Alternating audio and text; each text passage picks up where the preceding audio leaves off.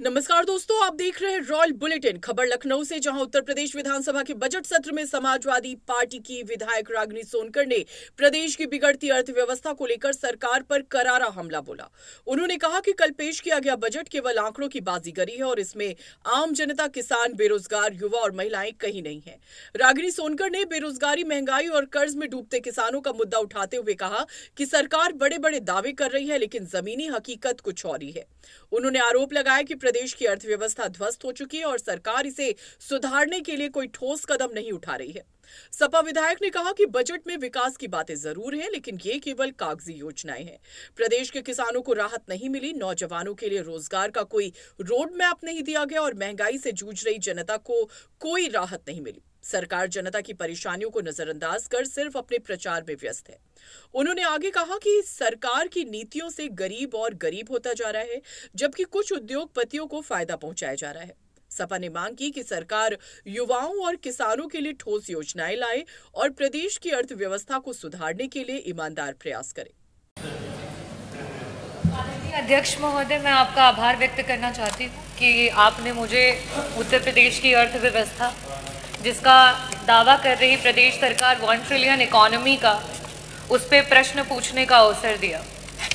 अध्यक्ष जी, जहां देश को 3 ट्रिलियन इकोनॉमी और प्रदेश को 1 ट्रिलियन इकोनॉमी का दावा कर रही है ये सरकार, वहीं ये अपने हर वादे में डबल इंजन की तरह फेल भी होती जा रही है।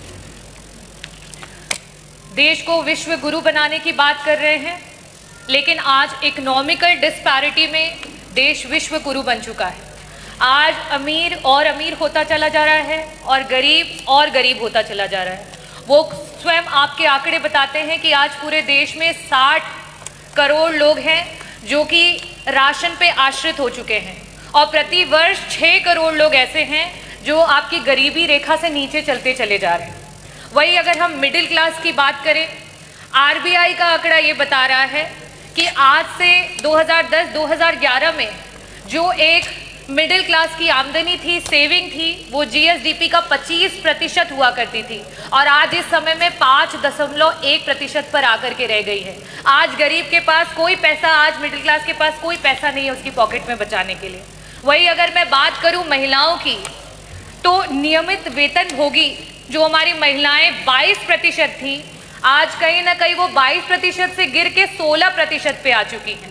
हम 1 ट्रिलियन इकोनॉमी की अर्थव्यवस्था की बात कर रहे हैं, लेकिन हमारी 6 करोड़ की आबादी प्रति वर्ष गरीबी रेखा के नीचे चलती चली जा रही है। हमारी महिलाओं की नौकरियां जाती चली जा रही है, हमारे मिडिल क्लास का पैसा जाता चला जा रहा है। कहीं ना कहीं इस जुमले का शिकार पूरे प्रदेश का गरीब, पूरे प्रदेश का नौजवान, पूरे प्रदेश की महिलाएं और मिडिल क्लास हो रही है। मेरा प्रश्न जो था वो अर्थव्यवस्था से लेकर के था कि 1 ट्रिलियन इकोनॉमी प्रदेश कब तक पहुंचा देगा, और साथ ही साथ मेरा प्रश्न था कि वो कौन कौन से विभाग हैं जो सबसे ज़्यादा और सबसे कम कंट्रीब्यूट कर रहे हैं और उनको किस तरीके से उनके कंट्रीब्यूशन को बढ़ाया जाएगा। मंत्री जी, जो जवाब आया है उसमें विभिन्न प्रमुख सचिव जो इसके लिए रिस्पॉन्सिबल हैं उन विभागों के नाम आए हैं, लेकिन किसका कितना % कंट्रीब्यूशन है, क्यों कम है, कैसे ज़्यादा होगा, उसकी कोई भी इसमें वर्णन नहीं दिया गया है। मंत्री जी, जो डेटाज अवेलेबल हैं आपके और गवर्नमेंट के, उसके अनुसार एग्रीकल्चर डिपार्टमेंट, इंडस्ट्रियल डिपार्टमेंट और एम्प्लॉयमेंट, ये तीनों मिलकर के ही हमारी अर्थव्यवस्था को सुधार कर सकता है। और आज स्थिति ये है कि अगर हम पिछले वर्ष से अभी के ग्रोथ रेट की बात करें, अगर जिस ग्रोथ रेट से हम चल रहे हैं, आज से आगे वाले 20 से 25 सालों में भी हम 1 ट्रिलियन इकोनॉमी तक नहीं पहुंच सकते हैं। हमें 20% ग्रोथ रेट की आवश्यकता है और यहाँ हमारा ग्रोथ रेट 10% मीन अगर हम देखें तो सिर्फ वहाँ तक पहुँच पाया। मेरा आपसे प्रश्न ये है कि ये 1 ट्रिलियन इकोनॉमी के जुमले में जो हमारे गरीबी रेखा के नीचे जा रहे लोग हैं, उनको वापस से ऊपर उठाने के लिए सरकार की कोई नीति आने वाली है? जो हमारी मिडिल क्लास है, जिसकी 25% जीएसडीपी तक की सेविंग्स हुआ करती थी, आज 5% हो गई है, उस मिडिल क्लास की पॉकेट से वापस भरने के लिए क्या सरकार की कोई नीति आने वाली है? जो हमारी महिलाएं 22% तक थी, उन्हें बढ़ा करके आगे लेकर के जाना चाहिए, आज 16% पे आ चुकी हैं। उन महिलाओं को वापस से नौकरी पे लाने के लिए सरकार की कोई योजना है? और साथ ही साथ मंत्री जी, विभागों का वर्णन आपने तो नहीं दिया, मैं आपसे दूसरा यह सवाल करना चाहूँगी कि एग्रीकल्चर डिपार्टमेंट को 4 गुना काम करना पड़ेगा।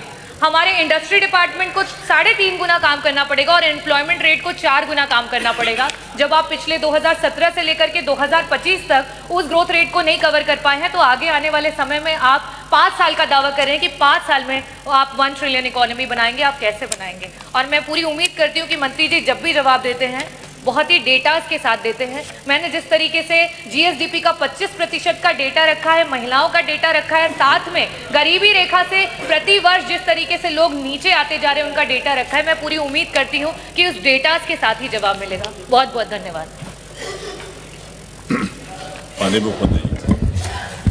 अध्यक्ष जी,